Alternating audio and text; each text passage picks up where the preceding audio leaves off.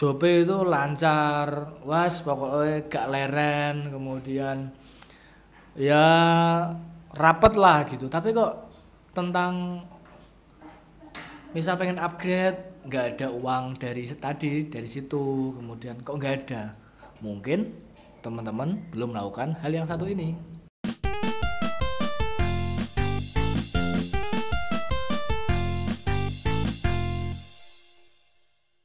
Ya, yaitu menentukan harga jual atau harga pokok penjualan. Bisa jadi teman-teman menghitung margin atau laba teman-teman dari harga jual dikurangi misal cetakan, kemudian album, kemudian figura. Ya, hanya itu. Jadi misal teman-teman menjual 1 juta misalnya. 1 juta kemudian dikurangi cetakan, dikurangi figura, dikurangi album, misal 300.000. Sisa 700.000. Nah, apakah 700.000 ini merupakan margin untuk teman-teman? Nah, ternyata 700.000 ini bukan margin teman-teman. Ini masih perlu dikurangi beberapa hal yang memang kita keluarkan untuk mendapatkan 1 juta itu. Nanti perintilan-perintilan inilah yang menyebabkan kita tidak bisa atau tidak punya uang untuk beli gear baru atau servis ketika lampunya rusak, lensanya perlu diservis. Nah, itu nggak ada karena memang teman-teman belum melakukan atau belum merincikan beberapa hal dalam menentukan harga jual. Oke, kita bahas satu persatu ya. Oke, jadi teman-teman ini mindsetnya kita perlu satukan dulu bahwasanya memang apa yang kita berikan itu ya harus ada nilainya. Apa yang kita berikan harus ada nilainya. Kalau tadi bicara tentang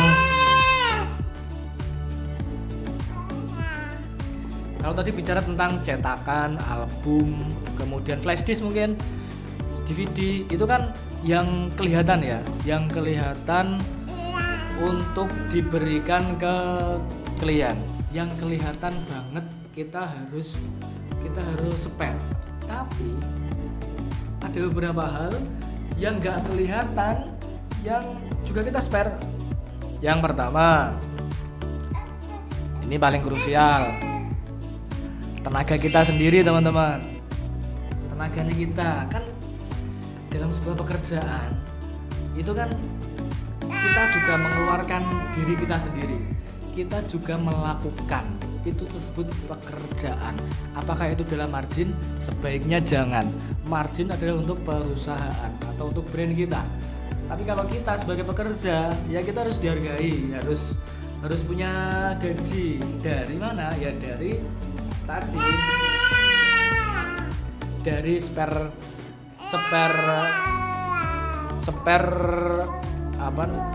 spare harga yang kita lempar ke klien. Jadi selain cetakan tadi, kita harus memperhitungkan tenaga kita. Tenaga kita mau dibayar berapa nih? Misal tenaga kita dibayar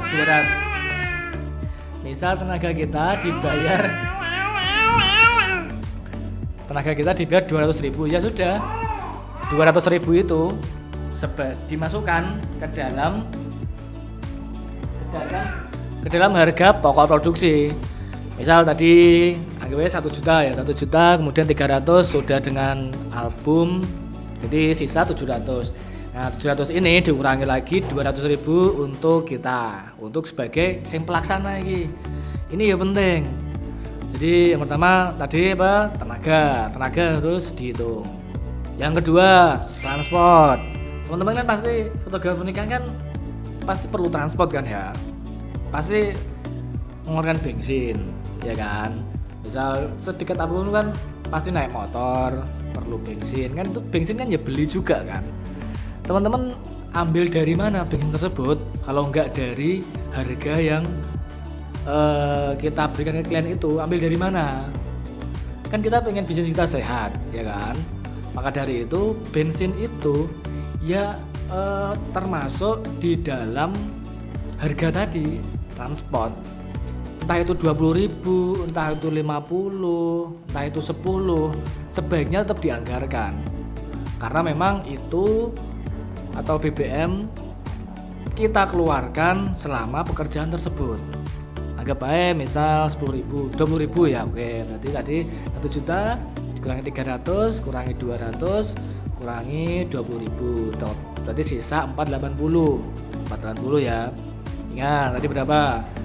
Margin dari teman-teman kiranya margin 700, ternyata tinggal 480.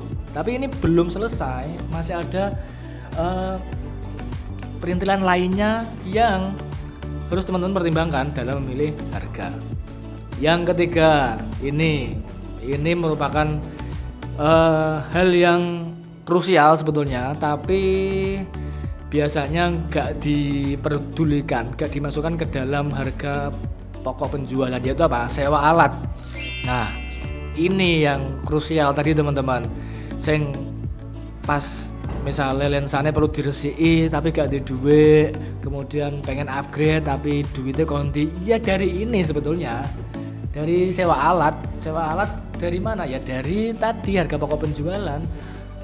Tapi tentu saja ini besarannya tergantung teman-teman ya. Teman-teman hitungannya akan lebih rumit, tapi teman-teman sebisa mungkin juga dipastikan supaya nggak bingung. Misal sekali ngejob tadi misal kita anggap aja biar 1 juta, kemudian tinggal 480.000.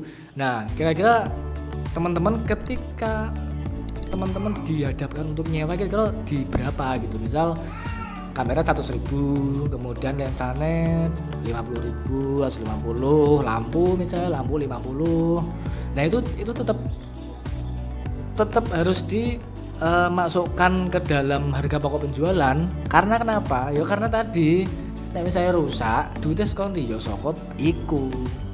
Soko sisihan-sisihan per job tadi, kamera 100.000 misalnya ya, kamera 100.000.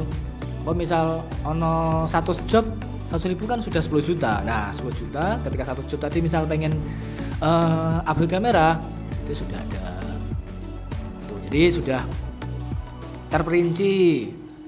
Marginnya itu enggak 700.000 ya. Tuh tadi 480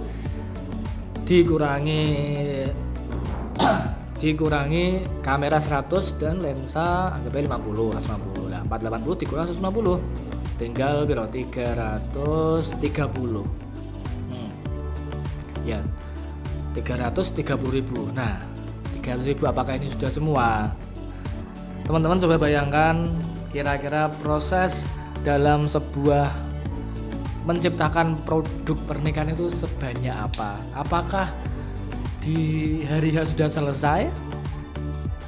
Enggak kan? Tetap perlu ngedit kan? Tetap perlu misal ada komputer yang dinyalakan, tentu saja ada listrik yang digunakan untuk mengedit. Apakah itu wajib? Sebaiknya ya. Karena kenapa? Ya memang itu dikerjakan untuk pekerjaan tersebut gitu loh. Cukup. Nah, jadi tinggal misal 100.000. Wow. Jadi dari 220. Nah, itu tadi jadi 330 dikurangi editor misal 100.000 berarti tinggal 230. Apakah itu sudah memenuhi segala aspek penjualan? Nah, itu tergantung teman-teman ya. Teman-teman mau menambahkan aspek lagi atau misalnya memang sedekah dimasukkan kan, misal 5% atau 2,5% dari 1 juta 5%, 50.000 misal tadi 22 tinggal 220 dikurangi 50.000, kemudian sisa 170.000. Nah, dikurangi lagi apakah sudah ada, apakah masih ada? Kalau enggak ya berarti sebetulnya marginnya teman-teman yaitu 170.000 dari 1 juta harga jualnya teman-teman. Gimana? Oke? Sudah paham?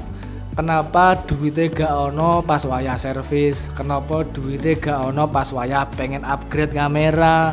kenapa duitnya gak ono pas wayah lampune rusak sehingga harus bingung goleki. Iya karena HPP-nya kurang teliti teman-teman.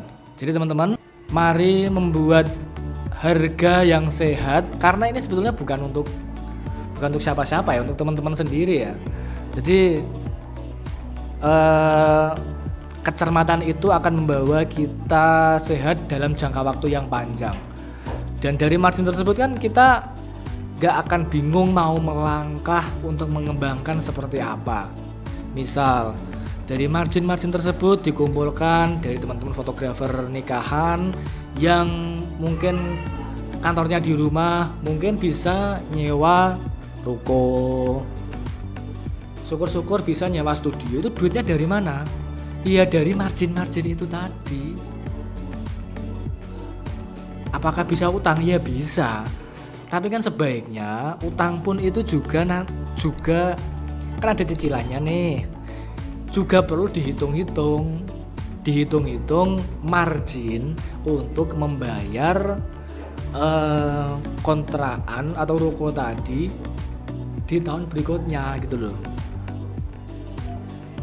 Jadi buat teman-teman yang nyangka bahwasanya 1 juta untuk 700.000, coba dipikir ulang ya, karena ada beberapa hal yang krusial, yang jangka panjang, yang membuat usaha kita akan semakin sehat ke depannya.